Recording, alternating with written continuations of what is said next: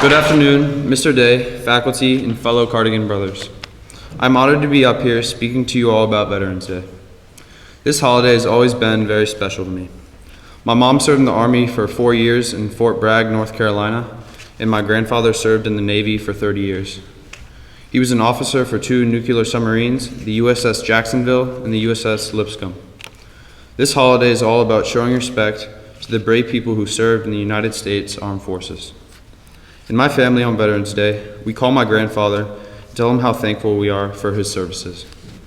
He's a very modest person and thinks talking about his service in the Navy is a form of bragging. Although he thinks this, knowing that others appreciate what he did for this country means the world to him. He gave his heart and soul to this country for over 30 years, and because of that, he's one of my biggest role models. Being a military family is full of sacrifices. When my grandfather left for deployment, he could be gone from his family for up to 3 months. This was tough for my aunt and mom because at a young age, they only had their mother to rely on for most of the time. For my grandmother, she was away from her husband for long periods of time, and she had to move her family frequently. When my mom started her Army boot camp, this made her stronger and more independent, having to compete with people from all over the country.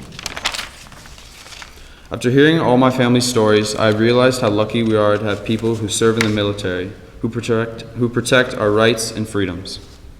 Next time you see someone in uniform or you meet a veteran, go out of your way to thank them for their service and what they've done to keep our country safe. Thank you for your time.